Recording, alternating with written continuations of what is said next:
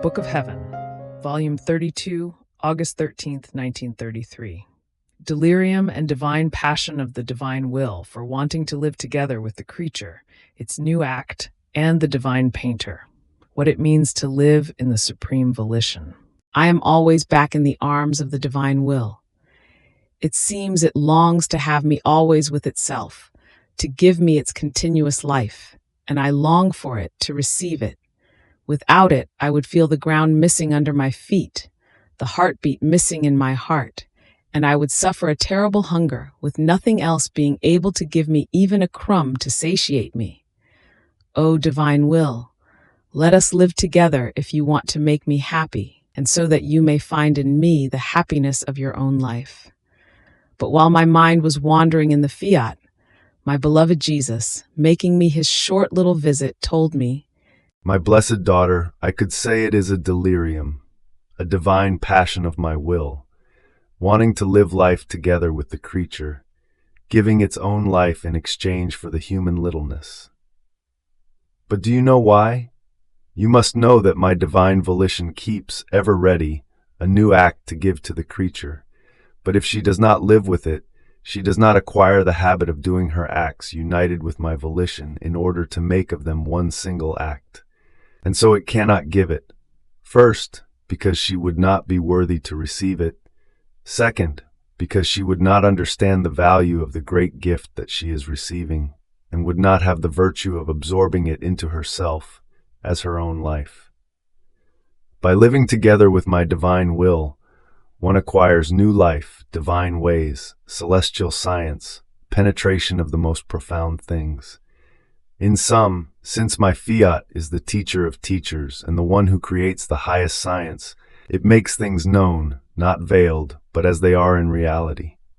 Therefore, in living together with the creature, it does not want to keep her ignorant, but it instructs her, it gives her its surprises, it narrates to her its divine story, and this transforms her and renders her capable of receiving its new act, which my will wants to give her. And the soul, in each act that she does united with it, acquires a new prerogative of divine likeness.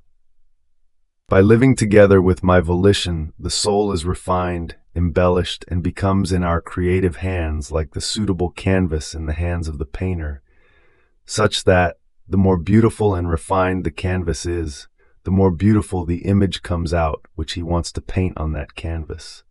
It seems that his brushes and his colors acquire more art, become more skilled, rendering colors more vivid on a canvas that is well refined. So, the canvas changes into an image that seems alive and acquires such value as to be admired by who knows how many peoples. Now more than divine painter is my will, and it never tires of giving new beauty, sanctity, and new science, and is there waiting for an act done together with it in order to enrich her, make itself known more, and make use of its divine brushes in order to elevate her to such height and rare beauty, as to make her admired by who knows how many generations, in such a way that all will call her blessed, and whoever has the good of looking at her will feel happy. All the new acts that she has received from God, by virtue of her operating in my volition, will sing her praises, and hymning her, will make her known as the most beautiful work of my divine fiat. Its wanting to lower itself to living with the creature, its divine delirium, is a sign that it wants to do great things with her, and worthy of its creative power. Therefore, to live together with my fiat is the greatest fortune, and should be the delirium, the vehement passion, and the ambition of all. After this, I felt, within me and outside of me, the murmuring sea of the divine fiat. Oh, how sweet and gentle is its murmuring! It murmurs and it speaks. It murmurs and it caresses its beloved creature. It murmurs and it kisses her. And clasping her in its arms, it says to her, "I love you, and I ask for love." There is nothing more beautiful, more pleasant than being told I love you by a volition so holy, while it asks in return for the little love of the creature. I felt this divine murmuring flow as life in my whole being, and my sweet Jesus added, My daughter, Do you want to know what it means to do my divine will and live in it? It is to know where one is, with whom one is dealing, what one can receive, and not to forget the good that one has received.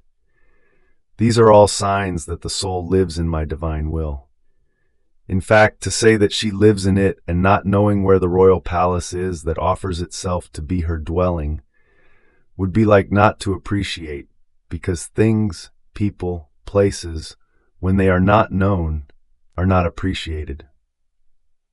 To say I live in the divine volition and not to know it is absurd, and if she does not know it, it is not a reality, but a way of speaking, while the first thing that my will does is to reveal itself, make itself known to the one who wants to live together with it.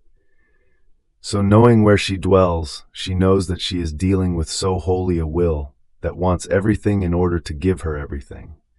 Hence, she places herself in act of receiving its sanctity, its light, and she places herself in act of living of the goods of the one with whom she lives, because by knowing him, she no longer feels like lowering herself to her own human will, more so since it is no longer her own.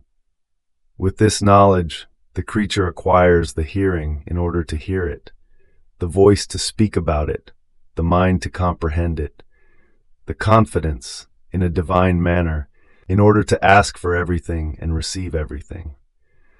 So she does not ignore the goods that she possesses.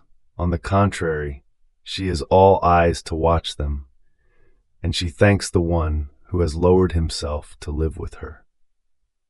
Now, if anyone will read these lines that I made you write, and will not comprehend what is written, and wondering, will put in doubt truth so sacrosanct, as well as where the creature can reach by living together with my will, it is a sign that he does not live with it. How can he comprehend it if he does not have within himself this life so holy, has never experienced its delights, has never listened to its beautiful lessons, and his palate has never savored this celestial food that my will is able to give? So they ignore what my fiat is capable of doing and giving, and if they ignore it, how can they comprehend it? When a good is not known, if one does not feel at least the dispositions for wanting to believe it, it brings blindness of mind and hardness of heart, and one can even reach the point of despising that good, which for one who knows it and possesses it, forms his fortune and his glory, and he would lay down his human life in order to possess the life of my fiat and its goods which he has known. And because he knows it, he is all ears to listen to it. He is all eyes to look at it. He is all heart to love it. He is all tongue to speak about it.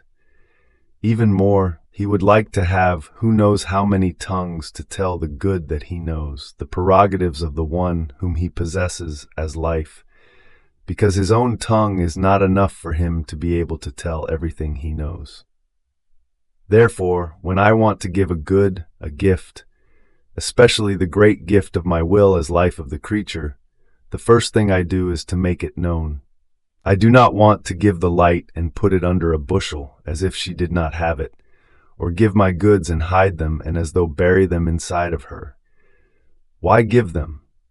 And if she does not know them, how could the poor creature correspond to me, love them, and appreciate them?